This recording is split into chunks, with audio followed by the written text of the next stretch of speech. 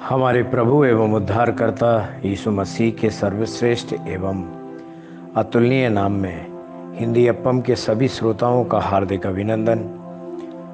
आज दिनांक 29 अक्टूबर दिन गुरुवार सन 2020 का मनन के लिए पाठ। आज का शीर्षक है ताड़ना।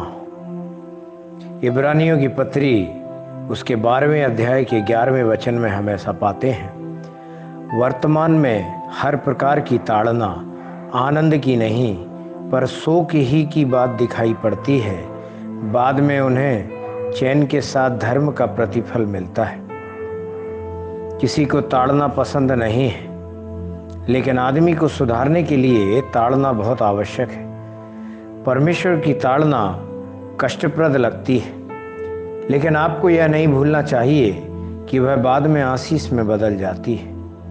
आप अपने बच्चों की ताड़ना केवल उनको सुधारने के लिए करते हैं। ताड़ना से उनकी मूर्खता चली जाती है, वे उनके माता पिता की आज्ञा भय से मानने लगते हैं, वे अनुशासित बच्चों के रूप में बदलते हैं। जब वे बच्चे होते हैं तो आप उनकी ताड़ना छड़ी से कर सकते हैं। बड़ों के साथ क्या करना चाहिए? इस उद्देश्य के लिए सरकार के पास कुछ जुर्माने, दंड और जेल के साधन हैं। उसी समय दिल के भीतर के बहुत सारे पाप और कुछ गुप्त अपराध हैं जो अधिकारियों द्वारा नहीं देखे जा सकते। एक विश्वासी को उन पापों से सुधारने का क्या तरीका है?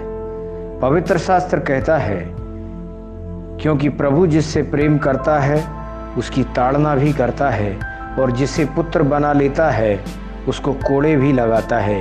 इब्रानियों 12वें अध्याय के 6वें वचन में हम ऐसा पाते हैं। एक कॉलेज के प्रोफेसर थे।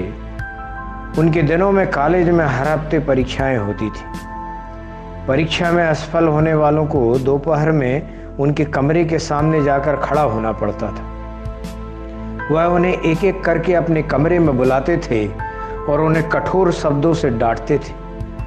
जो कोई भी इस भयानक अनुभव से गुजरता था वह अत्यंत सावधानी से अध्ययन करता और यह सुनिश्चित करता था कि वह कभी भी ऐसी स्थिति का सामना फिर ना करे। यदि कोई छात्र फिर से परीक्षा में असफल होता तो प्रोफेसर और भी कठोर शब्दों का उपयोग करते।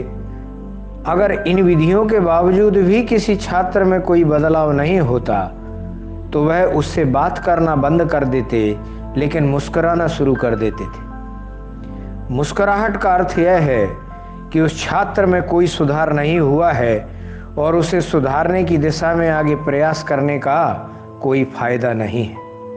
वह छात्र को अंतिम सरकारी परीक्षाओं को लिखने की अनुमति भी नहीं देते थे।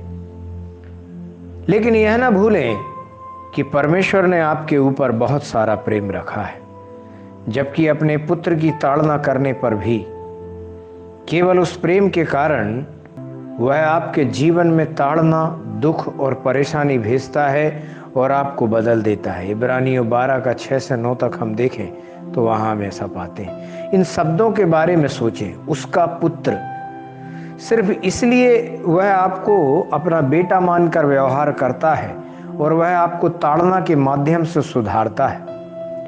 वह आपको पवित्रता के मार्ग में चलने के लिए प्रशिक्षित करता है। यदि आप इसे जल्दी सीखते हैं तो यह आपको अनंत राज्य तक ले जाएगा। परमेश्वर के प्यारे बच्चों, प्रभु की ताड़ना को तुच्छ मत समझो।